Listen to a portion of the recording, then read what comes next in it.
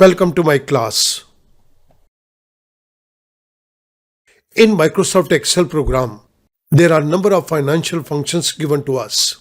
Here a complete list of all financial functions is given to you. All financial functions listed here are discussed in separate video lectures. Let us start. इस particular video lecture के अंदर मैं financial management के अंदर दिए गए फॉर्मूले को टेकअप करके present value of an annuity growing at a constant rate को कैलकुलेट करूंगा. This is part number 1. इसी के साथ साथ हम एक्सेल के अंदर दिए गए एनपीवी फंक्शन को लेंगे. आइएगा मूव करते हैं एक क्वेश्चन की तरफ. इस पर्टिकुलर एक्सेल शीट के अंदर हमें एक क्वेश्चन दिया गया है. ABC limited intends to start a scholarship program of rupees 10,000 for the meritorious student for the next 5 years. ABC Limited company एक स्कॉलरशिप प्रोग्राम 10,000 रुपये का मेरिटोरियस स्टूडेंट के लिए अगले 5 साल के लिए चलाने के लिए इच्छुक है.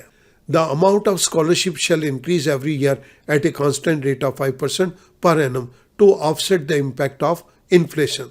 हर साल इस 10,000 रुपीज़ के अमाउंट के अंदर 5% का इंक्रीज कर दिया जाएगा सो दैट इन्फ्लेशन का इम्पैक्ट निल हो जाए.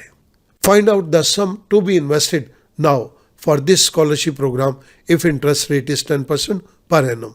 सो हमें यहाँ पर इन्वेस्टमेंट के अमाउंट को कैलकुलेट करना है.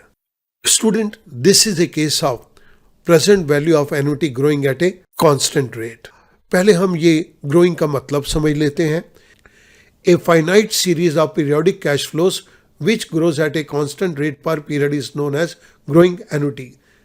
यहाँ पर एक अमाउंट हर साल 5% के हिसाब से ग्रो करेगा और ये 5 साल लगातार ग्रो करता रहेगा, तो हमने इसको नाम दिया ग्रोइंग एन्युटी. इस पर्टिकुलर प्रॉब्लम को मैं 2 मेथड से सॉल्व करूंगा. One with the help of mathematical formula, second with the help of Excel function. According to financial management हमारे पास एक मैथमेटिकल फार्मूला है इस प्रॉब्लम को सॉल्व करने के लिए.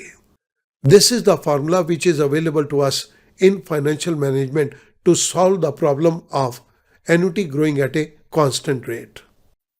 इसी के साथ साथ मैं इनके डिफरेंट कंपोनेंट्स को आपको एक्सप्लेन करूंगा. This CF is equals to 10,000. It is the cash flow at the end of first period. G1, this is 5%. It is the constant rate of growth in annuity, the amount per period. N is the number of periods in annuity. 10% is the rate of interest. ये मैंने सारे components आपके सामने explain कर दिए. अब मैं formula को यहाँ पर इम्प्लीमेंट कर रहा हूँ. इक्वल्स टू, मैंने 2 पेरेंथेसिस को स्टार्ट किया है. अब मैं इस CF की वैल्यू को ले रहा हूं. This is 10,000. This is divided bye एक और पेरेंथेसिस को स्टार्ट कर दिया. अब मैं R माइनस G1 की वैल्यू को यहां पर लूंगा. R is 10% minus G1 is 5%. Parenthesis close. मैंने यहां पे सेकेंड पेरेंथेसिस को भी क्लोज कर दिया. दिस इज मल्टीप्लाइड बाय, अब यहां पर मैं ये 1 माइनस को टेकअप कर रहा हूं. So parenthesis start 1 2 1 minus parenthesis again start 1 more parenthesis 1 plus C11. ये मैंने 1 प्लस G1 को ले लिया. Parenthesis close. This is divided by, this whole is divided by 1 plus R. तो मैं यहां पर पेरेंथेसिस को स्टार्ट करके 1 प्लस R ले रहा हूं C13. Parenthesis close. अब ये मुझे पूरा का पूरा क्लोज करना है, तो मैंने एक और पेरेंथेसिस दे दिया.